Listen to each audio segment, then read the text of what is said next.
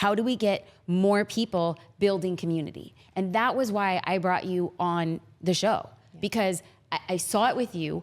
I saw it with me. There was a resistance. Then I started building communities. I started seeing gaps in the market. And what I want more than anything for this show to really drive home is when you add a community component, you are adding a moat to your business. Yes. So when we look at those communities, what in the beginning stops people? Welcome to the Jasmine Star Show, where today we are going to be asking big questions about what connects us all as entrepreneurs, what makes us stand out as entrepreneurs, and what is the one thing we all have in common. Or let me amend that. The one thing we all have in common, a very successful entrepreneurs. Welcome to the Jasmine Star Show. I couldn't be more excited to introduce you to a woman who blew my dang mind with a presentation that got me thinking in entirely new ways. She stepped on this stage of a riveted audience and she said, there is one thing we all have in common, despite the stage of business we're in, despite the revenue that we have acquired, despite the industry. And I was like, ooh, do tell, this queen is showing up. She did not come to play. I could not be more excited to introduce you to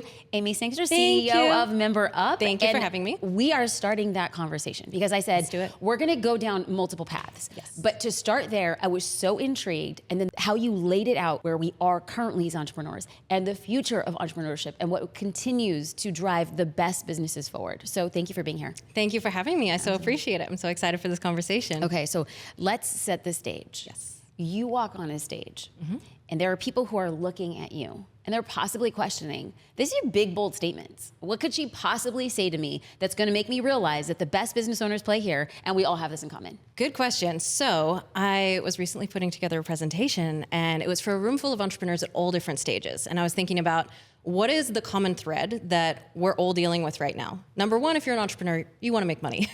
You're in the business of making money. But secondarily, we're all in this massively changing world right now, and it is shifting rapidly, and we're all trying to figure out how it's going to end up and how do we adapt our businesses so that they thrive, not just survive through this shift. And so I put together this presentation on how to thrive in a post-AI economy. And it's been something that I've been thinking about a lot myself, because even in the business that we're both in, it's changing, it's shifting, nowadays. And one of the things I want to point out is that Amy doesn't talk about how do we survive?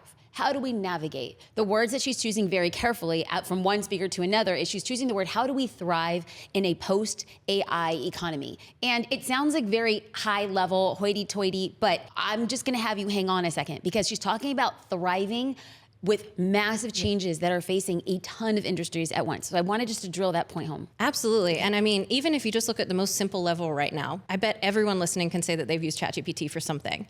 Most of the people listening are probably using it in their day-to-day lives. Like, I know for me, the way that I operate is completely changed. Like, ChatGPT is integrated in every single thing that I do now. And so even just that minor shift that's happened in the last 6 months to a year, it's happening really, really quickly, and it's gonna change things. And it's only accelerating every single day that goes by. And I heard this stat where Elon Musk was saying that by 2040, there's going to be 10 billion humanoid robots around the world, which is crazy. Like, that blew my mind. So we're thinking about, ChatGPT, it helps me write my social posts, it helps me with my emails. Like, that's one stage of AI. Imagine what changes in the workforce, in the world, in your house, in your day-to-day life, when there's robots everywhere.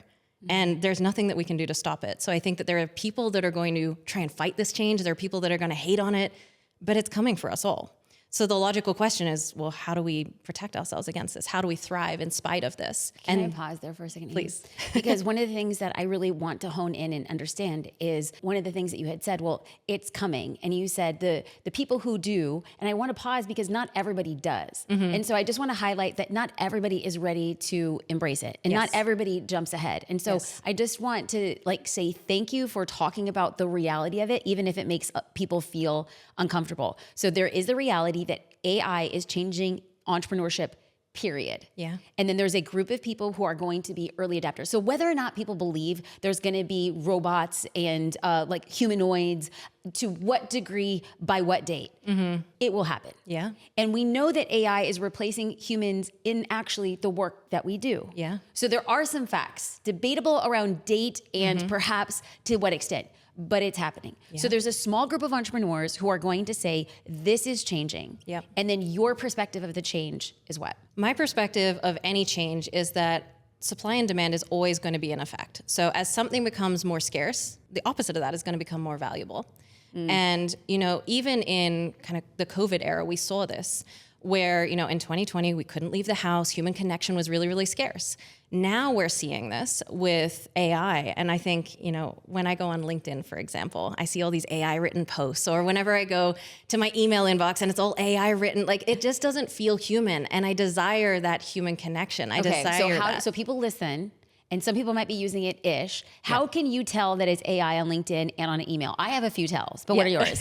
Okay, so my first tell is I don't know what it's technically called grammatically, but the double dash. Oh, an M dash. Yeah. Yes. Exactly. AI loves an M dash. A good M dash. Okay. Exactly. So that's one giveaway. But everything is so perfect. Humans are human. They make mistakes. They have these little unique inflections that are unique to them. They use double exclamation points. They use emoji. Like it doesn't all feel cookie cutter and the same. And yes, you can train AI to speak in your voice. And I think that it is an incredible tool. But when it's not edited at all, it gives me the ick a little bit. When it's devoid of a human, yes, there is ick. And we're very early in detecting. So I always think back to there's patterns that repeat themselves in history. So in early social media, people were showing up in their scrappiest and only using photos that came from their phone. Yep. And then as it grew and matured, beauty became dominant. So people were uploading really beautiful photos or really inspiring things, or then curating their life heavily. But right now, people who are using AI are literally using it, posting it. Now we have the ick and we could spot it. Exactly. So without the human element, we aren't getting our truest sense of selves, and people can see it. Exactly. Okay. And I think that connection is the scarce resource nowadays, true human connection. There's always going to be a realm for online connection, but it has to be real. It has to be human. I can go on LinkedIn and not feel connected to anyone, even though there's so many different people on there that I can connect to. And it's because it's AI that I'm trying to connect to in their posts. It's not them, the human. And I think that one big shift that we're going to see is people are going to desire more of that human element, but also they're going to desire more in-person events, that actual in-person connection to someone. So my big hypothesis is basically that human connection is going to become, and it is becoming, more and more scarce. People are going to desire it even more. And as a result, if we build products, services, businesses around facilitating real, true human connection, then that is something that's going to be in demand as AI takes over, potentially even more in demand. So that's my big idea. And so, one of the reasons I was so intrigued with it was because having been in a few cycles of entrepreneurship, it seems like there's like a 7 to 10 year cycle when you see some big, profound changes. Yep. So having been through a few cycles, I absolutely, wholeheartedly, fundamentally believe that the human is going to be the scarce resource. Absolutely. In excess of content where people are like, I don't know what content to create, therefore they don't. Now we have resources where you can create websites, copy, photos, videos. You can create a whole artificial world. Yep. And that people are going to say, but who is the person behind it? Yep. And so I believe that wholeheartedly, with my heart, being, and soul. I wanted you to have a common conversation. But now it puts us at a place where we're business owners. Yep. And so one of the conversations that we've been having behind the scenes is, as consumers, when we see AI, we kind of repel or have a big question mark. Yes. And so you and I are looking for, what's the soul of the business? Yes. So despite how long someone's been in business, despite their revenue, despite their industry, how are people able to put themselves in their work? How do we show that in business? Good question. I think it's always, as far as, the beginning of time, stories. Storytelling. And I think you're seeing that shift from the people who are thinking future forward now, where they used to be posting more educational, authoritative type content where it's, the 5 ways to do X or the 3 things I learned. Now AI can write that. So that is not a scarce resource anymore. Everyone's doing it. And you're seeing people who are recognizing this shift more into what's the story behind the brand? What are the challenges that you're going through? What are these unique lessons that you're learning specifically as it relates to you and your business? And so I think storytelling is huge, but naturally just building an actual community of people. So instead of having, a social media platform only, building a true community where you can be authentically yourself, where you're not just showing up as, the social media influencer, but the person behind the scenes that's connecting people, that's adding value and bringing people together. So when was the first time that you started seeing the power of community from your perspective? So do you see how I'm inserting a story? Yes. Here comes the story. This is great. We're not just doing the 3 ways to X anymore. Yeah. So, I've been building communities since I was 22 years old. And I kind of started in the storytelling realm. And that's where I realized how powerful it was. So I got my start back on YouTube back in 2012. I was making these really cringy, please don't go watch them, lifestyle videos back in the day where me and my partner at the time, we were just sharing our life. We were young, we were lucky enough to be successful, and we shared that really candidly online. And we had this massive audience, 100 million people saw those videos. And they were people who wanted to know how were we achieving this life? How were we breaking out of, societal norms? And so I actually ended up kind of delving into online courses without even realizing it, because I just had a whole bunch of people asking me how. I made all the mistakes. I spent like a year building this course. It was all text-based. And, from there, I learned the online business side of things. But I started with story and content and, kind of content marketing without even realizing it. So that's what taught me the value of story. And then from there, I had an online course. And then I realized that, actually, these people, they don't just want to learn. They want to learn and be around people that are on the same journey as them. The real value in teaching this isn't just in the education. The real value is in bringing these people together, giving them friends that they never would have had access to, giving them, business partners. We even had some people in my first company that ended up getting married from meeting in that group. My partner, Hunter, I met him through a mastermind. So it's not just one turning point, I think, but I've seen it consistently for the last 14 years now, what it's done for other people, what it's done in my life. And I think also like real human connection, the people moments, that's what makes things special. You know how it is, like you build every day, and the wins are not as fun when you're not sharing them with people that you really care about. So I think I've had many, many, many different kind of realizations. Yes. Recognizing and realizations. Recognizations. Let's do that. Let's I wouldn't have come up with that one. Yes, you are. See, AI can't make mistakes like exactly, you. Exactly. It's making me human. But yeah, I've had many different realizations over the years that like, okay, community is it. And it's, now building a community platform, it's only increased my focus on that and looking at AI and what's coming too. I think that's probably like a really good introduction to explain where you are now as an entrepreneur, because I'm going to repeat back what I heard as a story was I started off sharing stories. I made highly personal. I shared where I was. People asked how. I created resources on explaining the how. I made every mistake in the book. I created digital offers. And the thing that I realized that made the journey so successful wasn't the course, wasn't just the resources, wasn't just the story. It was the fact that you had the ability to aggregate a group of people with similar shared interest and desirable outcomes. And then you started saying the thing that was making the multiples of your business is so successful was community. Absolutely. And so then you decide to say, I'm going to create a platform that is building communities. Yes. Okay, how does that start? So I never thought that I would be the owner of a SaaS company. It certainly didn't play out that way. High five! Two people who never saw it coming. Right? Here we are. For better and for worse, the ups and the downs. Dang, girl. It's exciting. I'm so grateful that kind of my career has progressed from sharing cringy videos on YouTube into where I am now, because without that, I wouldn't have, and you want to know what? There's going to be a day, Amy, that we look back at this and we say, look how cringy that was.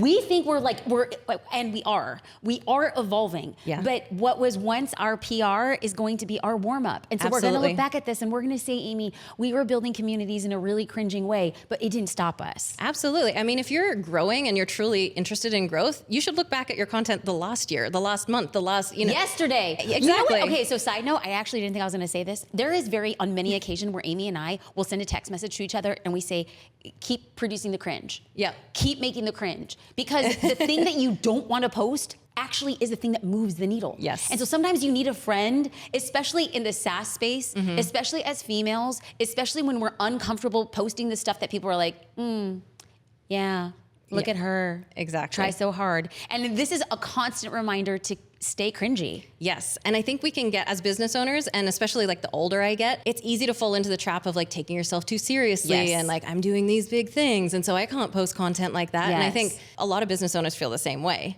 And ironically, the most marketing power I had was in the beginning when I didn't have any of these notions about myself. I just showed up. I didn't care. And I think every day I kind of try and get back in that mindset because I had it and I didn't even realize it. And I think when you don't care, when you're unaffected by the opinions of others and you just show up and share and you do it in your own way, that is when you are most successful. Absolutely. So I couldn't agree more. You got to embrace the cringe. Embrace the cringe. And so you go back and you decide, I'm an unexpected SaaS founder. I didn't think this for myself. What's going on in your life at that time? So I was actually, I had my first financial education company because that was, what we were teaching is we actually bought Lambos on YouTube. And so naturally. Yes, you guys, she bought Lamborghinis on YouTube. Like she was the Lambo girl on YouTube. I'll always be the Lambo girl. I can't get away from it. But yes, I mean, I should say that I started working at a bank, and I was very interested in finance. And the only reason that I did that is because I wanted to live a life different to what I was seeing out there. And so I was like, okay, finance, learning that, surely that will teach me how to live a different life. I worked at a bank and I was like, wait, I'm part of the system still. This is not what I had envisioned. And so that just led me down this road of like figuring out all these alternate different paths. And it led me into online business. It led me into YouTube. And so I'm grateful for the journey, but ultimately the finance education, it was teaching me how to have a job. So, I started actually teaching personal finance as my first business, which is an interesting footnote because I teach people business now. And people, a lot of the time, they think they don't have an idea. They think they don't have skills that they can monetize. I'm like, well, wait, what are you doing for work? What are you trained in? There is a way to pivot that into a digital product, into a community, into an online course. You just have to look for it. And so that traditional education that I had, I pivoted that into teaching people, what they wanted. Their dream outcome was, well, how do I get ahead financially? Which I had demonstrated through my content. So it's actually, it's quite simple when you look back on it, all the pieces that kind of came together to make that work. And if someone's listening right now that, is trying to sell a course online or digital product of some sort, just remember your story is your marketing. And so show up, tell your story, show people what's possible, and they will start asking you how. That's how it happened for me. I had no plans of selling anything when I first started showing up. Pause. No, I'm sitting here and I'm just like, I have like 1,000. Okay, let's pause here before we actually move to the next story, because you had said somebody who's listening, and my mind immediately went to, I've met very few people who can actually didactically say, well, let's just start here. So somebody's listening and they're like, I've been trained in this. I don't have an idea for a community. I don't have an idea for a digital resource. What do you suggest? Because this show is all about taking action. Yes. You listen to one show, you have one piece of main takeaway. What would that be for somebody right now? So the first takeaway would be you don't have to have the perfect idea to start. Hey. A lot of the time, that's what stops us. My idea was not perfect when I started. Looking back, I had all the elements that pulled it together, but I learned so much through just starting. So number one, it's if you're waiting for the perfect idea, you just got to start. Number two is look at the intersection of your unique skills. So what are you trained in? Like, what do you have an actual skill set in, whether that's just a high school degree, what did you really excel at, whether that's a college degree, whether that's, you went and studied something. So look at your tangible skills that you have. Then look at your life. Okay, what are the people that are around you? What are they asking you for advice on? What do people come to you for? Because there's probably a reason that they're doing that. You're demonstrating expertise in this area and people want it. So the market demands. Another thing is, what are you really interested in? Because a lot of the time we can kind of go through that list and rattle off a whole bunch of skills, but then be like, none of these are really lighting me up. So it has to be the intersection of, what you tangibly have demonstrated results in, what the market sees demand in, and what you're actually interested in. So as long as they have 2 out of the 3, or do they need 3 out of 3? So a lot of the time, I think that we have this notion of, it has to be something I really, really love. I didn't think that way. And it really depends what you're optimizing for. And we've talked about this. I always go, what are you optimizing for whenever we're trying to make decisions together? And for me, I was just desperate for a way out of my bank job. So I was like, I don't have to love it. It can be a gateway to something else. I'm willing to do whatever it takes. And some of the people listening right now might be in that situation where I don't have to love it. It's totally fine. I just want my time back. That was it for me. I was like, I just want my time back, and then I will find the thing that I love. And naturally that kind of evolved into what I'm doing now. So I don't think you have to love it. That's just my personal opinion. What would you say though? Do you think you need all 3, or you don't have to love it? You've just got to do, what it takes? Well, I'm an Enneagram 3 wing 4. So loving actually has to be a part of it. And loving in that it's my life's purpose, no, but I actually have to love a component of it or else I know I'm out of integrity. So I don't necessarily think it's a right or wrong, but for me, an element of it does have to exist. However, the caveat is I don't do things purely out of love if I know I can't make money from it. If I can't make a living, then I'm just not doing it. Absolutely. I mean, business is solving problems for profit, right? So you want to make sure that you're solving problems that you're inspired to solve, and there's actually a profit element to it. So good. So I just want to take a little bit of a breakaway and then break this down tactically, because what you had just said was an exact exercise that I started doing with my friends early on. This is before I got into business strategy. So my friend was at a juncture. She was very successful at selling medical device sales. So she was great. She was being flown around the world on vacations because of how well she was doing. Except she hated her life. She made a ton of money and had no life. And so what she liked to do is she would make enough money so she could take on these long vacations, and she would plan her vacations meticulously, and she would talk about them and she would share them, and she had a personal blog where she was sharing the things that she had done. So much so that people who knew her started asking her for advice, AKA a friend like me saying, I'm going to Amsterdam, what do you think I should do? And so she would just spend so much time meticulously planning out these itineraries. And so she would then share the itinerary that she made for me out online. And people said, well, I'm going to Rome, I'm going to Antigua. And so all of a sudden, when we go back to the 3-part framework that you had applied is, what are people asking you for? Yeah. And so that started coming to her. Now, what has she been trained in? We could say medical device sales has nothing to do with planning people's vacations, except for the fact, details, organization, big picture thinking. And so when I that's the one caveat I wanted to add. You went from banking into finance, but I don't want somebody to be so literal. You have skill sets that can parlay into a different industry that people are asking you for. And she happened to really love travel. It all intersected. And she knew that there was a market who could afford what she wanted to sell. Absolutely. And it's so funny. I was smiling because you literally described my mom. She was a teacher, and every year she would look forward and plan out. The entire year she would plan out her end of year vacation. She became a pro at it. She knows every little bag to, like, every single thing that you could want in someone that would be giving you travel advice she had. I'm like, Mom, why don't you start a travel community? She's like, oh no, and it's sitting right there in front of her. And so much of the time, I think the idea is like right there in front of us. We just have to be brave enough to actually grab onto it and say, this can be me. Okay. So on that note, when we say there's an idea in front of us and I can grab it and this could be me, when you know the power of community and you've seen it and you see that this is the connective point between any business, strong community changes profitability. You then say, I'm going to reach out and this is going to be me. You decide to start a platform. Where do we begin? What were you drinking? Good question. So how long do we have together? I know, right? So, I mean, there's a couple different things, but in general, I like to keep things simple. And I think that, again, so much of this comes back to mindset, because if we overcomplicate how we're even going to start, then we're just never going to start. So I like to pre-sell anything before I build anything. And this is because the first year I spent building a course before I'd even validated it. Thankfully, it worked out for me, but had it not, I would have wasted a year of my time. And so with anything we do, even with, Member Up, with the software company, with anything that I create nowadays, it's always pre-sold. And all you need to do that is a couple simple things. So the first thing is you need to find that intersection. Hold on, Amy. I'm so sorry. I want to pause here for a second. What Amy just said is pre-selling. And if anybody is even slightly remotely confused, that is a very smart way to say, I sold something that I was creating while I was flying the plane. I was building the plane while I was flying the plane. And so sometimes that throws people off. What do you mean? What is pre-sell? Pre-sell means that she had an idea, she bought people to buy into the idea, and it had not been entirely created. Correct, yeah. And that happens on platforms like Kickstarter. We see it all the time. Founder brings a product to the world, says this needs to exist. People say, I agree, and they put their money where their mouth is, and then they go and create the thing. Amazing. But when it comes to digital products, people are like, oh, I don't know, I don't know if I should do that.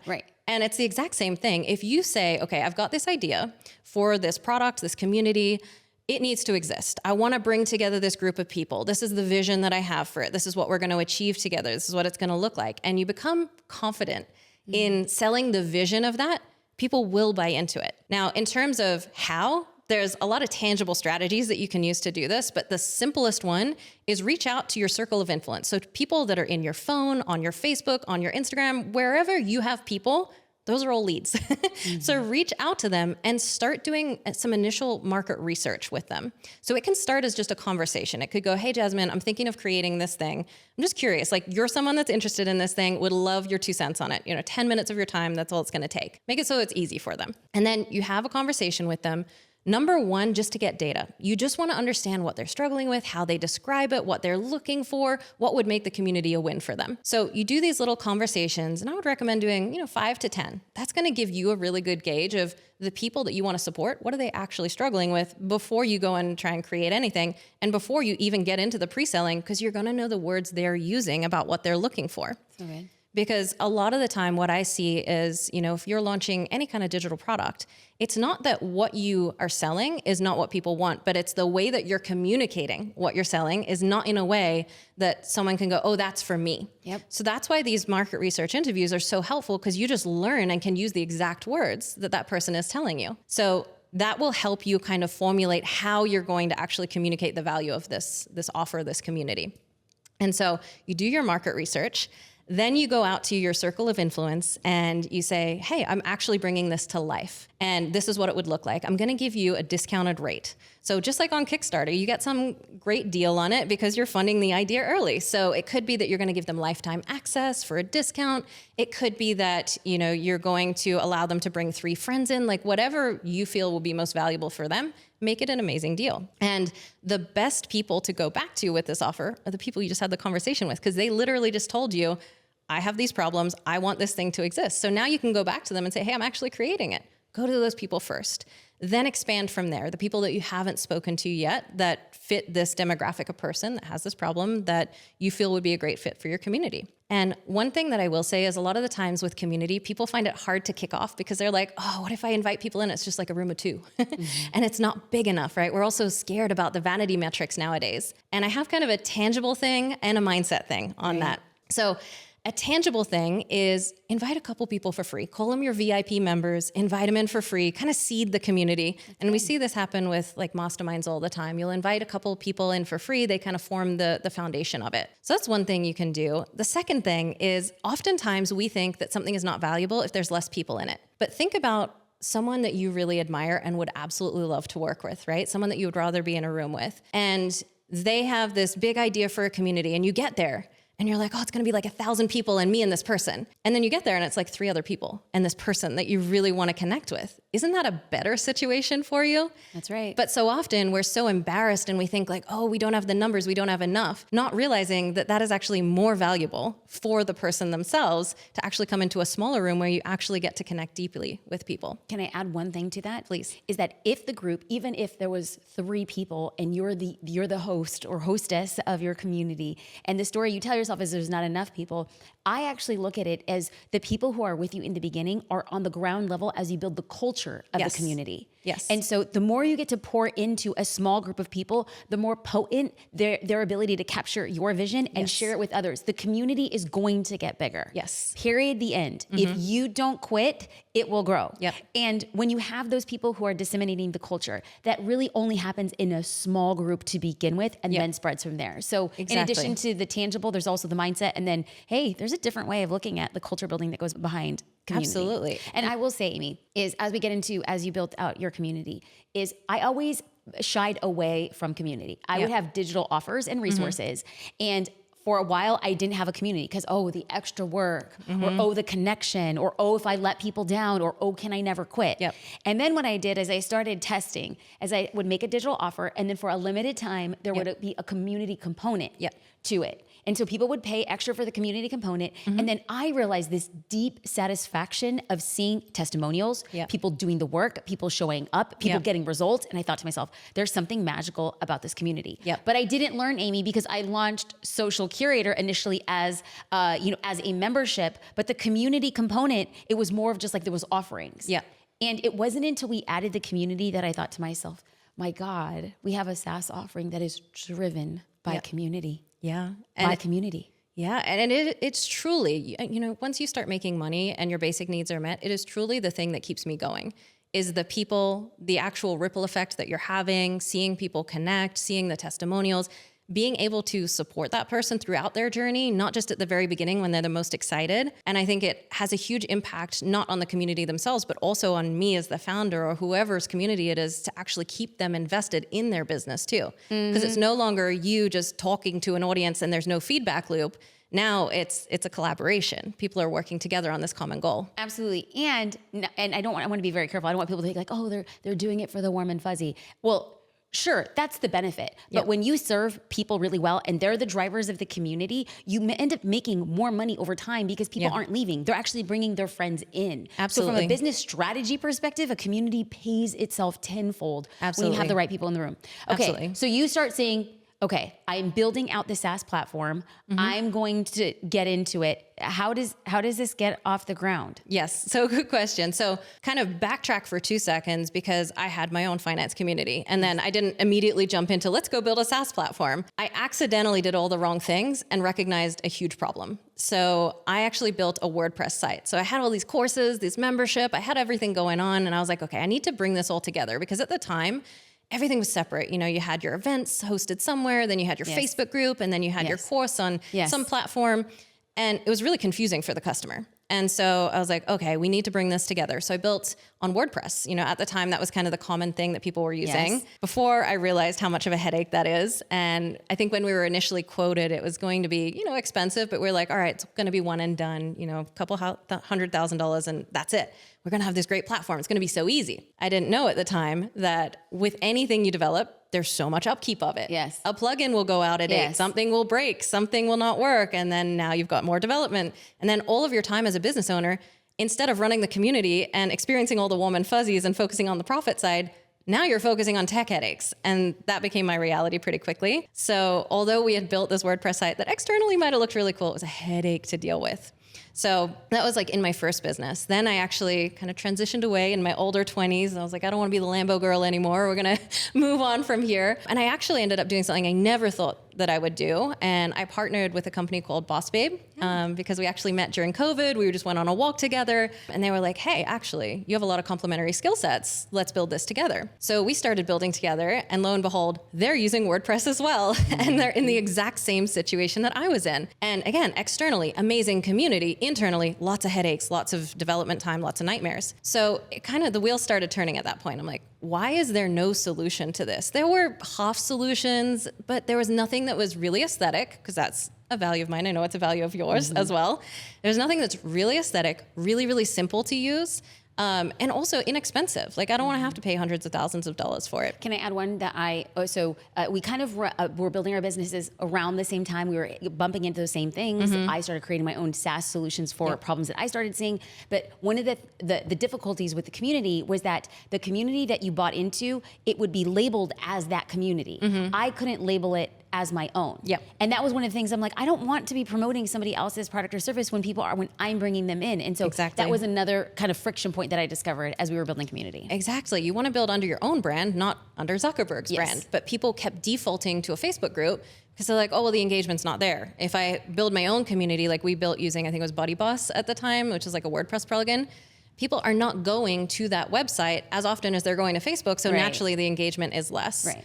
It had its own headaches using Facebook, but people just kept going back to it because they're like, well, I get the most engagement when I'm on here. So there was kind of this culmination of all of these problems that I know you've experienced as well, where I was like, someone's got to solve this. And I had also kind of met the right people and it was all kind of lining up. Like the universe was giving me nudges like, hey, I think you could build this. I think this would be viable. But I'd never built a SaaS platform before. I'd had the WordPress experience, but I certainly wasn't, qualified. And I'm sure you might have felt that with social curators as well, right? Is you're jumping into a whole new arena. And so I had to learn a lot of the things in that arena as well and some interesting lessons along the way.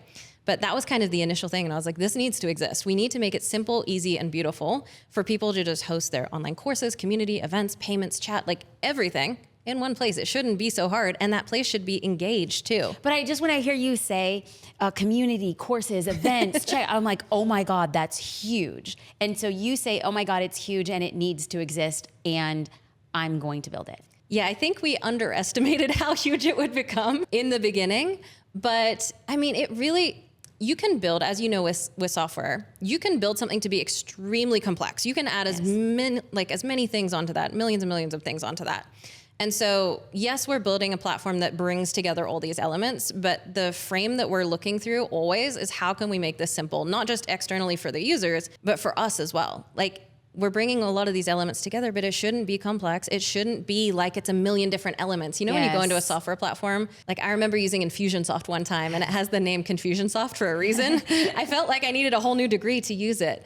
And so we didn't want it to be like that. We wanted it to be just ridiculously simple. And I think that's allowed it to be a little bit easier in bringing all these elements together is because we have that frame of reference of how can we simplify it? Can we make it simpler?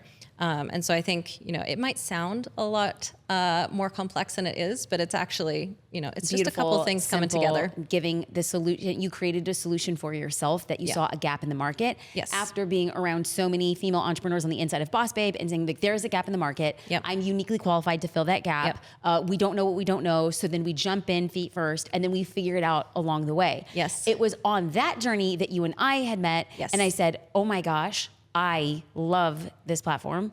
I love what you're building. And so two female SaaS founders, we start connecting and then I'm sitting front row with Member Up, like watching, up close, but at a distance. And I'm like, I need this. I want this. How do we get more people building community? And that was why I brought you on the show, because I saw it with you. I saw it with me. There was a resistance. Then I started building communities. I started seeing gaps in the market. And what I want more than anything for this show to really drive home is when you add a community component, you are adding a moat to your business. Yes. So when we look at those communities, what in the beginning stops people? What are the 3 things that stop people? And then what are the 3 things that actually, if you push through that, are the 3 almost immediate things that you can get as a result? Good question. And first of all, I just want to say I'm so grateful to be building this with you and to have you on board because... Well, in full disclosure, I partnered with MemberUp. Yeah. Like I became... There's a small detail that we haven't shared. And I was like, how do I roll this up? Like I don't know how to authentically talk about something that I am so enamored with. I feel like this is such a need and a gap in the market, and to be able to partner with you and the company. And I have kept my mouth shut for a while, because I'm watching behind the scenes. I'm watching the build. I'm consulting on version 2. We're saying, what do we do and how do we serve more people? Because at the end of the day, the fundamental belief that I shared with Amy is it's community. Yeah. The future of business is community. Yeah. And we have to be on the forefront of that, specifically with female entrepreneurs, around what are we doing, what are we building, and let's go. Let's not get caught on the back end of it. So, having said that, like, not only a user, I am a part of it. She's a part of it. I'm amazed. Okay, so the three things that happen when people get in and that stops them or keeps them stuck. Yes. And then pushing through that, what are the 3 things that are like, this is the freaking win. Let's go. Good question. Okay. So having not only made the mistakes myself, but the privilege of seeing inside everyone's communities now that's building on MemberUp, there's some common ones that stick out.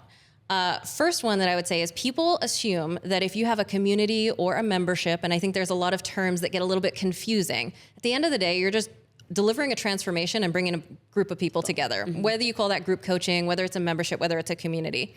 There is a big misconception that a membership or a community means all this ongoing work. And I think the reality of online business is anything not set up to be systemized can be all this ongoing work, no matter what model that you're choosing. Good. And one of the biggest lessons that I learned in my own business and with Boss Babe is that it's not actually about the content. People don't want more content nowadays. They have content for days on YouTube. Especially with AI. Exactly, especially with AI and especially with just social media platforms. Yes. It's everywhere. Yes. Like you're bombarded with it 24/7.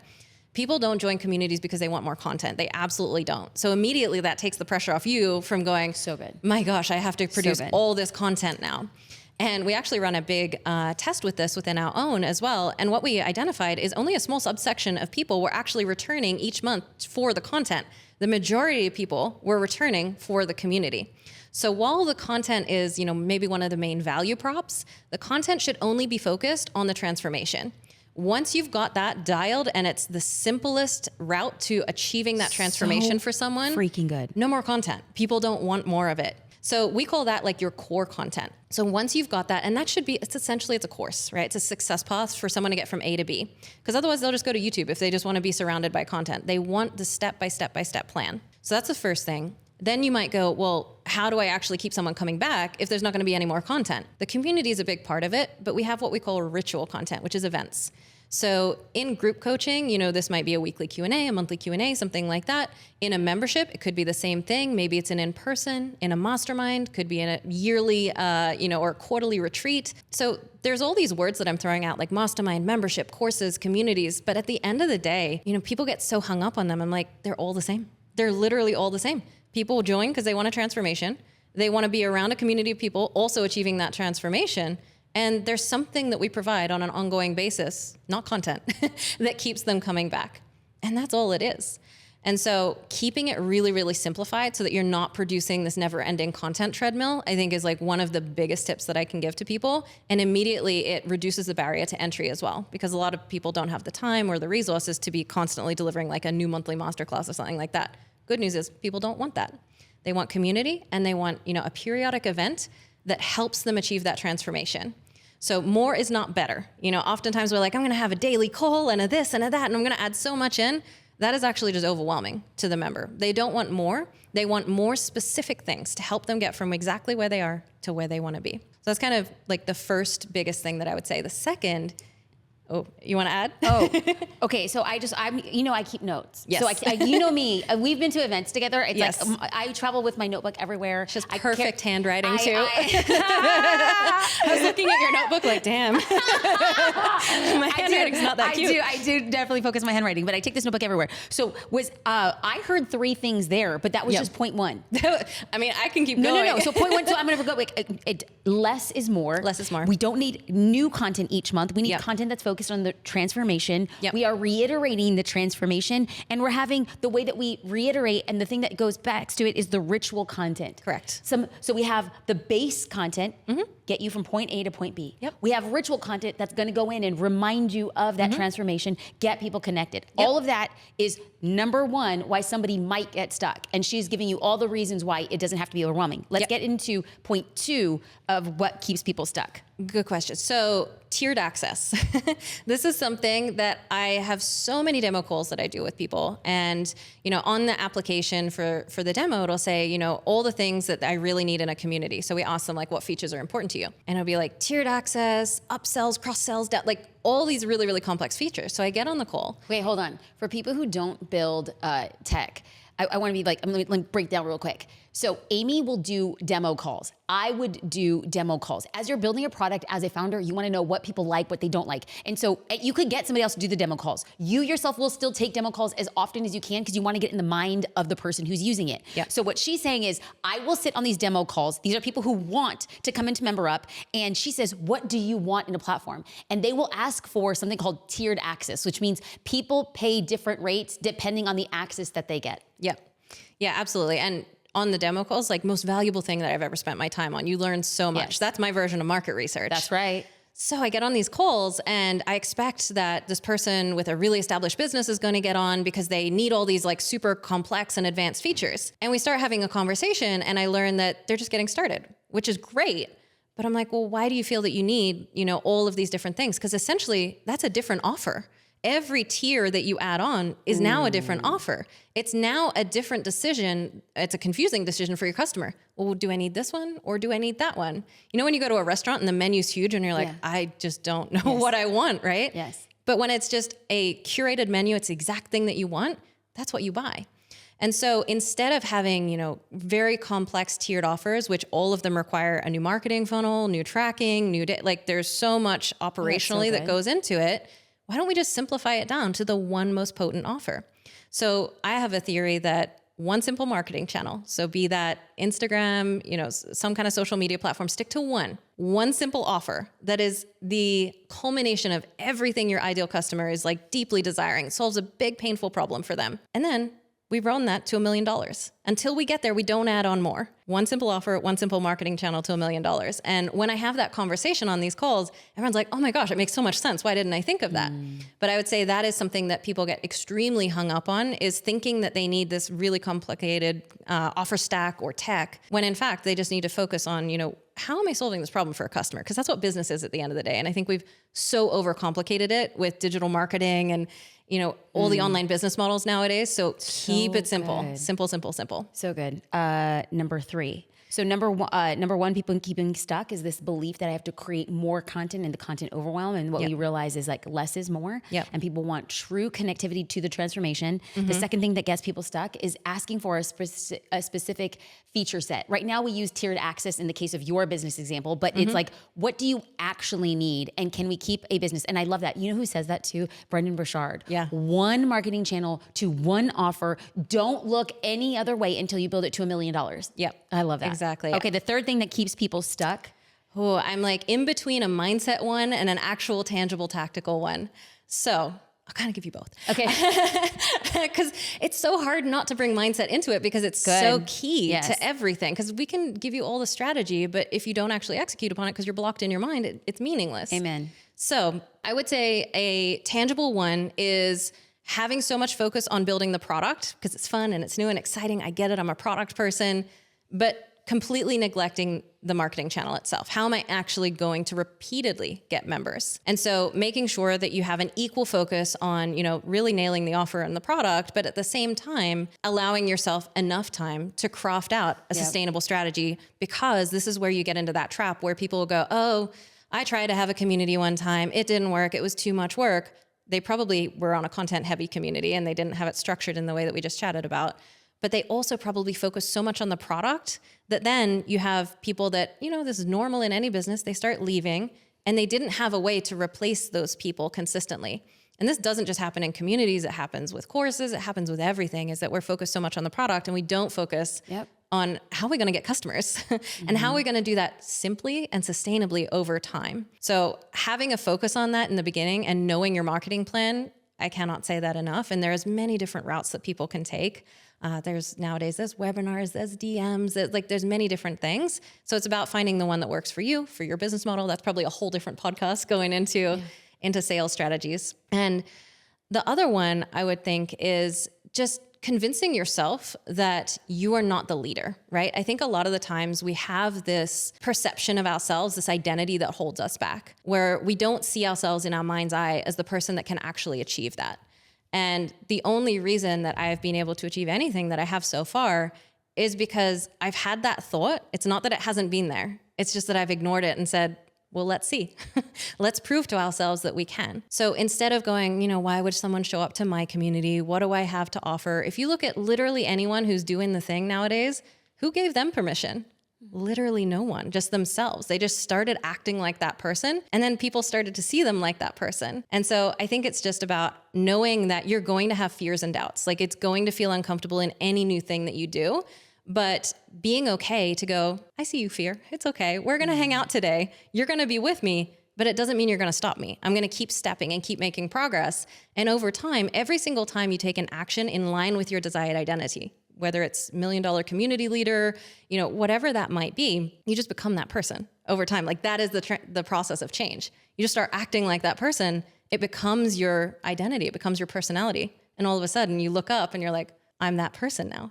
But you have to give yourself permission and not get stuck in this mindset of, I am who I am, I can't change, because it's, quite frankly, it's BS, right? But we tell ourselves these lies all the time. So I have a thousand thoughts right now. And one of them being, it's May. And in June, I'm so excited to debut everything that we've spoken about today. I'm excited to put forward a community of people who I'm excited and honored to build with. And then also know I don't need, one day it'll get to 10,000. One day I'll get to 10,000. I don't need 10,000 to start. I'm going to go back and it's as if you and I had this conversation to remind me that in less than 30 days, if it is me and 3 people, that's more than enough.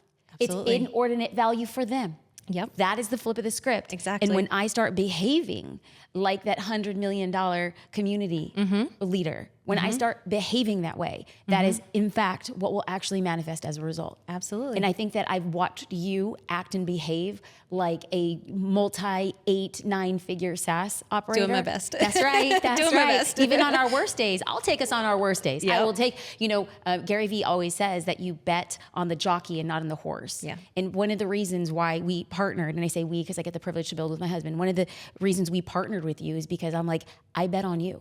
I appreciate I that. bet on you. Whatever you build, let's co-build. And I like the way that you move in the world. And more than anything, I like the way that you serve people.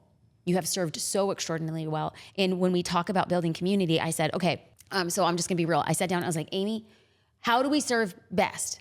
And no, I said, Amy, what do we want people to go to? And she says, well, what's gonna serve people best? And that's the person who you are. And so if you are watching and you have a business that there's something in you, if you got a little tingle in your left ear or something's going down your right arm and you're like, maybe I should consider a community as part of my business, even if it's a product-based business, even if you're like traditionally a community doesn't exist, that's more the reason why you should, but that's a different episode. But if there's this little idea, there is a resource. You can go to Member Up.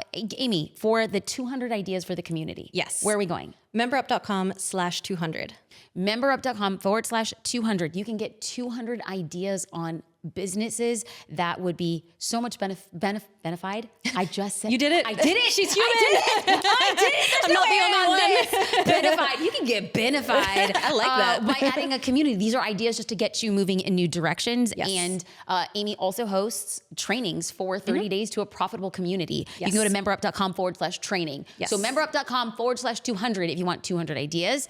Memberup.com/training. It's a free training, and she'll just share all the entire outline of how you build to profitability. Yep. But then also, if you go to join Memberup on Instagram and you send a DM with the word 200, we'll send it all over. we'll send it all over your way. So there's a lot of ways to get connected. We will also add all of this information on the show notes. I don't think that I could have ended any better with this conversation, because if we go back, the end connects to the beginning. And the beginning was coming in, talking about how the future is changing and the future is now. And we think to ourselves, well, how might I compare with, 40 billion humanoids? How might we? And then we just realized that it is who we are. Yes. That is the defining factor. And what we behave to be is the thing that we ultimately manifest. Amy, CEO of MemberUp, partner, I am so happy you're here. And for people who want to get the tea on you, she doesn't drive a Lambo anymore, but she does have great taste in cars. She just does. Check out her cars. Where do they go? Where do they go on Instagram? Amy Sangster 53 on Instagram. And I just want to say it is an honor. It is a privilege. The reason that I am so excited to build with you is not just because of the insane amount of alignment and everything you bring to the table, but the person that you truly are as well. Thank you. And so I'm grateful. I'm so excited to build the future with you, to get people connected. Let's build. Let's build community. I look forward to doing what we're going to do. We're going to create magic. We're going to do it. Thank you. Thank you. Thank you for watching and listening to The Jasmine Star Show.